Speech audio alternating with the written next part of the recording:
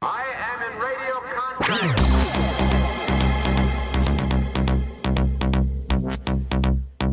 What kind of people are we? I am in radio contact.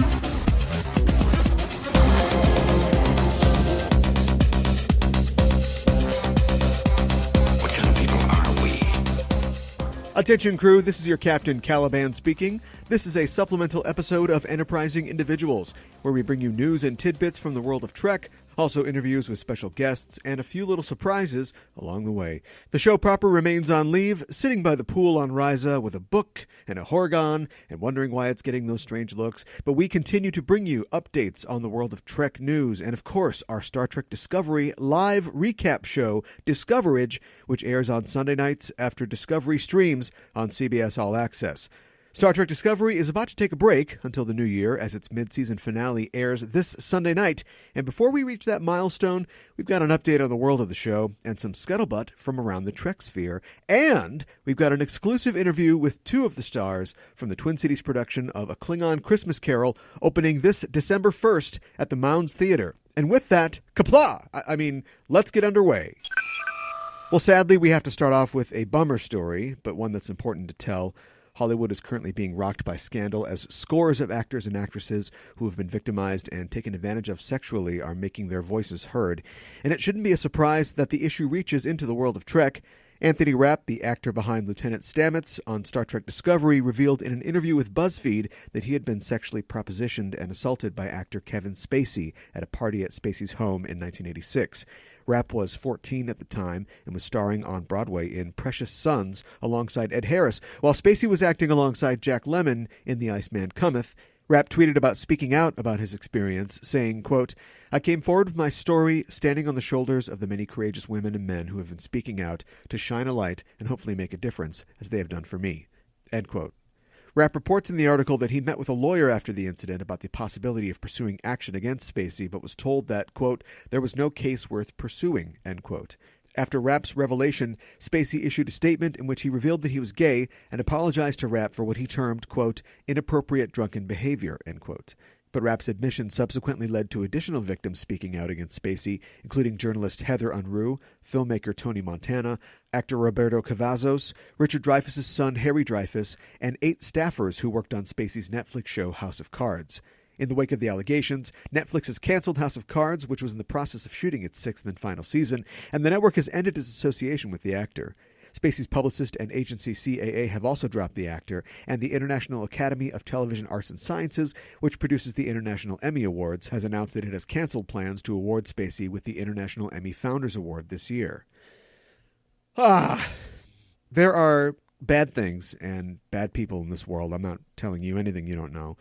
But it's sobering and discouraging when you hear about something like this, and especially something that has gone on for so long and has targeted such vulnerable people, from minors to people who are subordinates and they're just trying to do their jobs and they're scared of losing them. We love seeing the adventures of our heroes in the future of Star Trek, but I want to thank a hero that's alive right now, Anthony Rapp, and all the heroes who have had the courage to speak out and who are just so damn sick of this crap continuing to happen. Thank you, Mr. Rapp. No more Mark from Rent cracks. I promise. These fingerless gloves that I'm wearing are for you. All right, from bad news to interesting news, CBS All Access is, of course, the place where you can see Star Trek Discovery. And if you're a Star Trek fan and you're not watching, come on, get over yourself. It's a great show. It looks like $1 million. I watched The Mark of Gideon last night, and it's 50 minutes of Kirk walking around empty sets, and Spock spends the entire show on hold with a customer service representative from the Soylent Green Planet. Discovery is so much better than that. So come on, let's get into it. Let's join the team.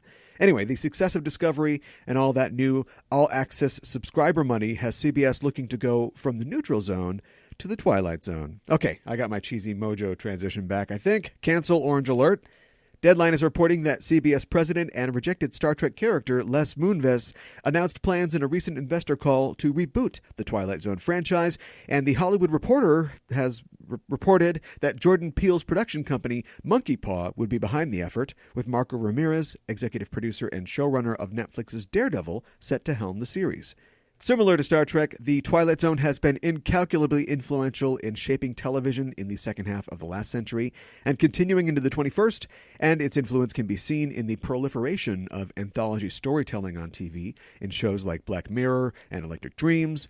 I'm more of a fan than the latter than the former. Black Mirror, to me, reads like baby's first Twilight Zone, but you have to start somewhere, I guess. So this is cool news, I think. As an owner of the entirety of Twilight Zone on Blu-ray, I have to say that I'm in a similar position to where I was when I heard the announcement of Discovery, which is guardedly optimistic. But, don't screw this up, guys, right?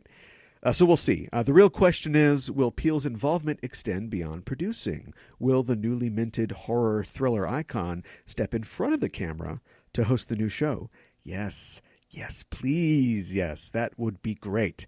Extra props if he hosts it in character as Forrest Whitaker from the not very good 2002 UPN Twilight Zone reboot. Goo goo gaga. And on the subject of skepticism, be it healthy or not so much, one Johns Hopkins professor has taken it upon himself to critique the science of the new Star Trek Discovery, and he's giving the show a failing tardigrade. Okay, all right, I lost it again. Orange alert! A hanker for a hunk of cheese. Professional spoilsport Steven Salzberg is the Bloomberg Distinguished Professor of Biomedical Engineering, Computer Science, and Biostatistics at Johns Hopkins University, and he's calling Discovery's ideas about tardigrades and spore drives a colorful metaphor, as Spock would put it. On the show, the USS Discovery can travel to any point in the galaxy on the mycelial network using its connection to a giant tardigrade, a bear-sized version of a hardy microorganism that is colloquially referred to as a water bear, or sometimes a space bear. Lots of bears. Tardigrades are known for their environmental resilience, and one scientific paper in particular attributed them with the ability to employ gene transfer, that is, to appropriate sections of the genomes of other organisms and integrate them into their own, increasing their adaptability. It's this quality of the tardigrade organism that becomes a major plot point in the new series, but Salzberg points out that the ability of gene transfer in tardigrades has since been called into question by science and subsequent study, and he is critical of the show for depicting 23rd century science as still believing in it. Salzberg wrote in an op-ed piece for Forbes, quote, "The idea of using horizontally transferred DNA for space travel is so nutty, so bad, it's not even wrong. Even if tardigrades could absorb foreign DNA, they can't. How the heck is this supposed to give them the ability to tap into the intergalactic spore network? DNA that's been taken up through HGT isn't connected to the source any longer. This is no more plausible than asserting that people could connect to the mushroom network by eating a plate of mushrooms," end quote. Now that is a premise that I can get into. The Cremini Whisperer. Salzberg is an accomplished scientist and researcher, particularly in the fields of genetics and bioinformatics, where he has participated in the Human Genome Project and even sequenced the genome of the anthrax used in the 2001 anthrax attacks. And in all that time, he's never discovered the gene for just taking a break for one gosh darn second. He's tirelessly advocated against pseudoscience, and I am behind that 100%. But seriously, or not seriously, this is a TV show, Stephen.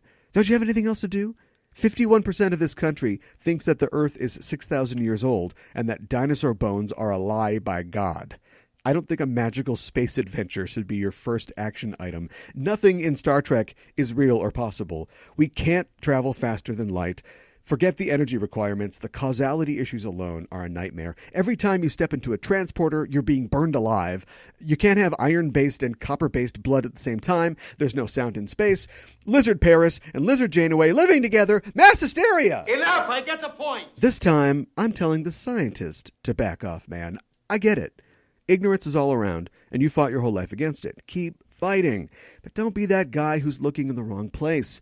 Don't be the person who claims, for example, to hate real-life violence, and then goes and tries to persecute violent films or games or rap lyrics. That's not the same thing.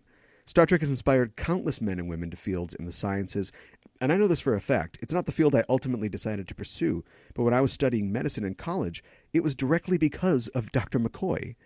And sane elsewhere, but let's leave Howie Mandel out of this. I was a science nerd directly because of Star Trek and science fiction, so let's take a deep breath. Got it? Remember that word. Fiction. Remember that. Stop working on our next think piece about how Q violates the laws of thermodynamics or how Trelane wasn't actually playing the piano. You want to do some Discovery news? I want to do some Discovery news. The stars of Discovery are currently on a European tour to promote the show to those lucky petaks who can watch it on Netflix, and showrunner Aaron Harberts has stated that production on the second season of Discovery is slated to begin in 2 weeks. No release date has been announced for the second season as of yet, outside of 2019. Ow. That's to be expected, I guess, these days, but it still hurts a little. Here's hoping that means early 2019. Harberts also revealed in an interview that the name of Discovery's main character, Michael Burnham, was inspired by Michael the Angel, which is, I don't know what to make out of that, but it's an interesting choice. I'm going to guess that this is the Archangel Michael, right hand to God, and not the John Travolta character from the 1996 movie of the same name. Wow, Nora Ephron, not always perfect. For every When Harry Met Sally, there's a Mixed Nuts. For every My Blue Heaven, there's a You Got Mail. Well, all right, we've prolonged it long enough. It's time for Isaac's Antics.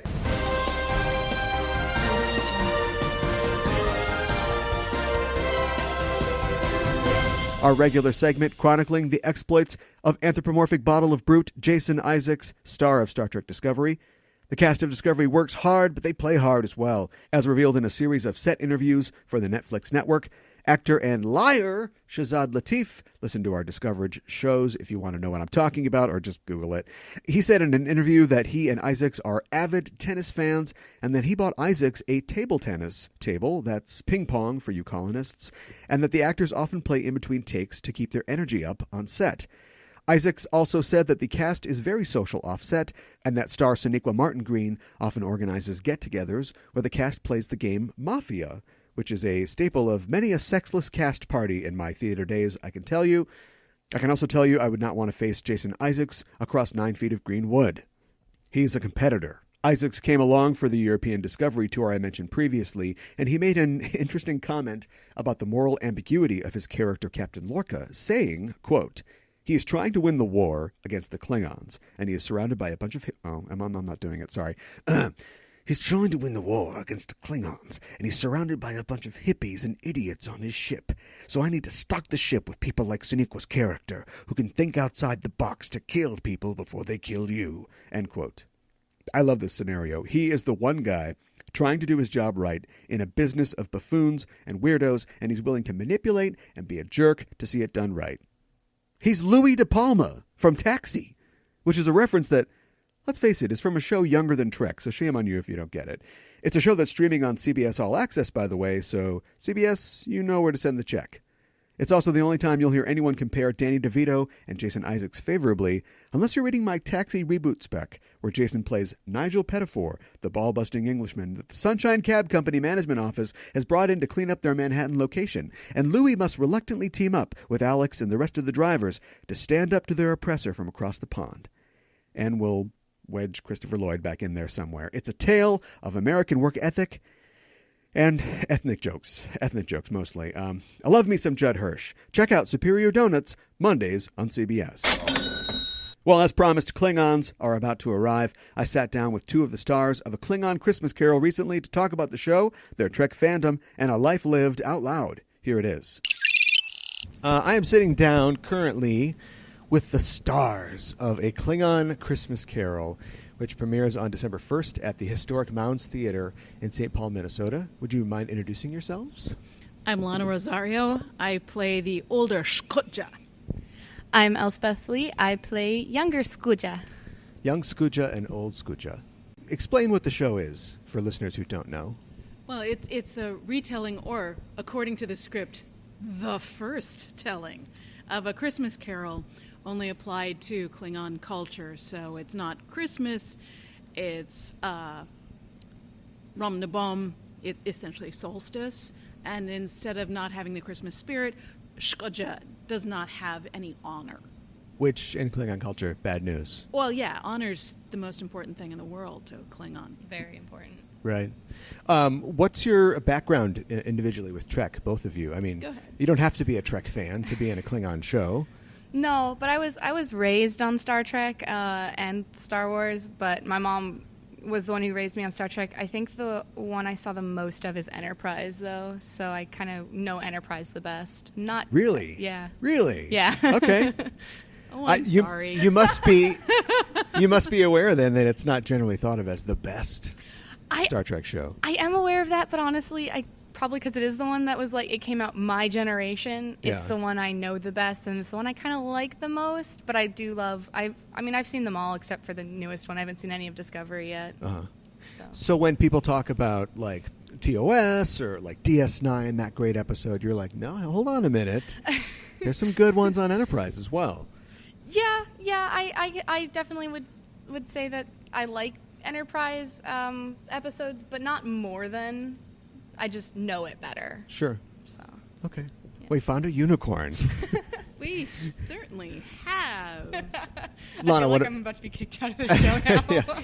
I'll tell you after the interview. Lana, what about you? Well, I watched all of them up to Enterprise. After about 3 episodes, I gave up. Okay. But growing up, yeah, they were all either on TV at the time or they were on cable.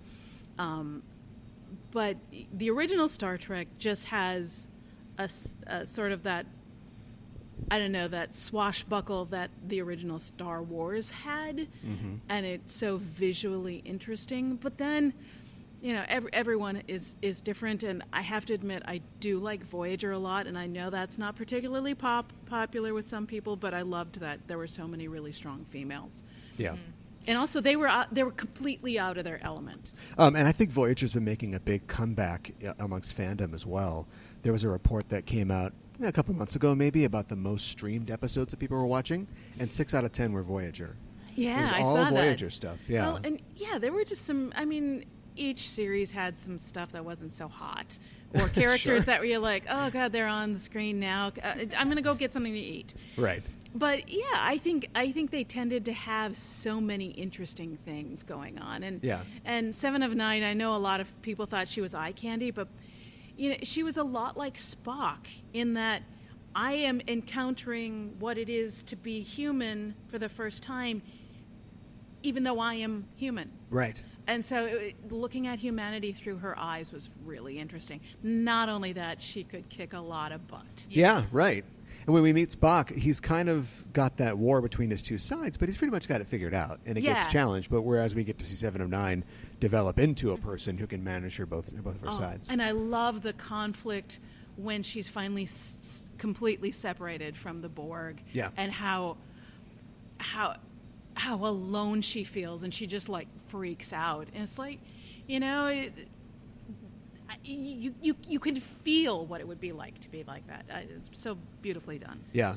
Yeah, I will say, despite Enterprise being like the one I know the best, Janeway is my favorite captain. Oh, I love her. Yeah. She's funny. Test passed. Clearly, you guys both know your stuff as far as Trek goes. Whew. You're doing I was afraid I was out. You didn't know you were being tested, but you were. You're doing a show that is, according to the text, in the original Klingon. Yes, and of course. It's not kidding around. The entire show is in Klingon. Except for the narrator. Yep. That's right. So all the characters, and there's a bunch, there's 20 or so characters, all their text is delivered in Klingon. Mm-hmm. So how does the audience keep up? We have super titles, and honestly, the people who come to these shows, a lot of them start to learn it because they come so much.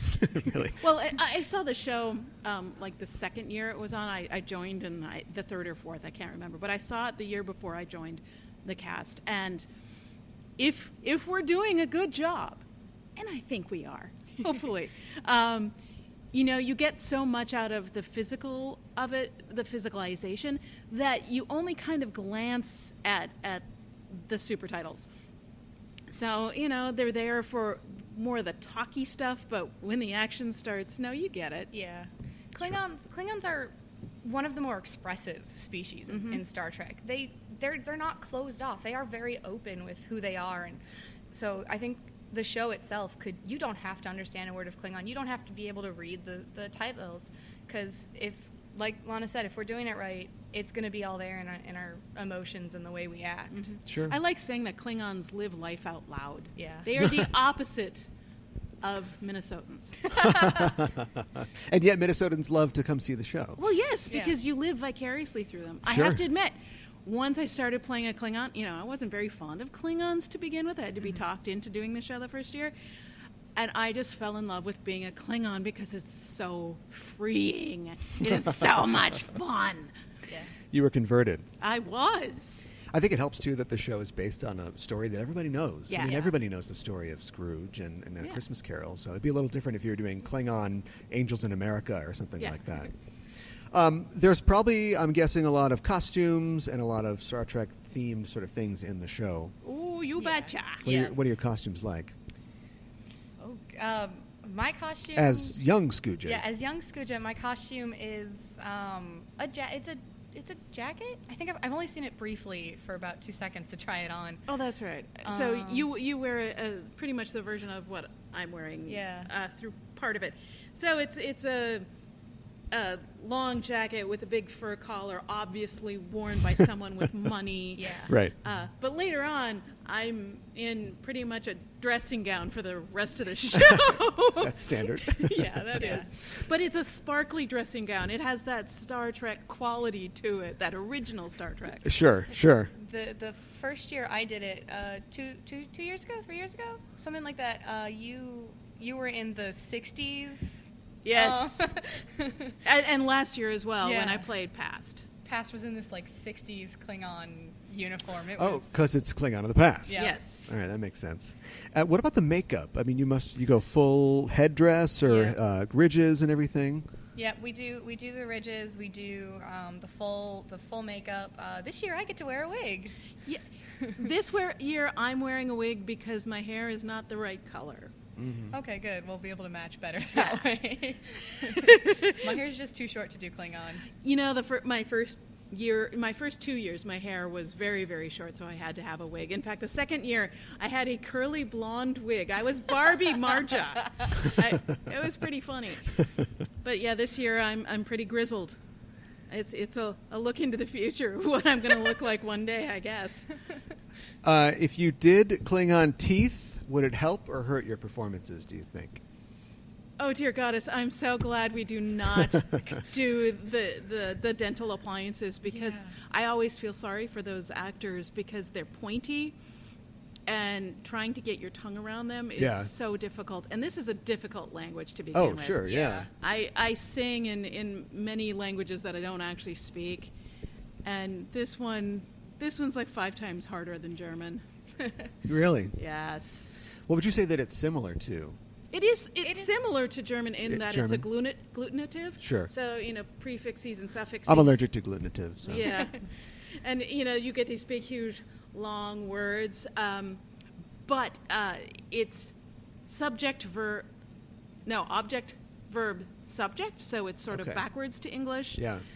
And there's some sounds that English doesn't have. No. Oh, sure, yeah. The structure of the sentences reminds me a little bit more of Japanese, but not the actual language. Japanese flows and Klingon does not. There's a lot of stops. And, Yeah. right. In fact, if you say to a Klingon you have a smooth forehead, that's a horrific insult. Yep. But also if you say to an actor that your Klingon is really smooth, that also is an insult because Yep. it's supposed to be choppy and guttural. Sure. The choppier, the better. Yep. How do you think the show, in comparison to Christmas Carol, is different because it's about Klingons instead of Victorian humans? It's more fun. The fights for sure. Yeah, you don't see a lot of fights in Dickens. No. But also, the people really get into it. The patrons come, and a lot of times they dress in their Klingon clothes. Sure. And the cast stays out in the lobby after the show and takes pictures with the audience. In fact, there are some people who come every year, and that's their Christmas card picture for the next year. Really? Yep. Okay. Yeah, there are people who come back year after year and just have a great time. The other thing I think for me, it is the difference between like the spirit of Christmas versus honor because I know in the original they say he can keep Christmas year round and all that, but having honor year round, especially in terms of being a Klingon, is kind of so much more than just being kind and being giving because having honor is having pride in yourself, having pride in your family, and being good when you need to be, but being strong and just it's all sorts of stuff that you get. Yeah, you can apply it to pretty much everything in your life. Yeah. Also, people have said, well, I don't know anything about Star Trek. I'm like, what rock were you under? But it's amazing how many people aren't really into Trek, somebody drags them here, or they Okay. feel like they need to come. Sure.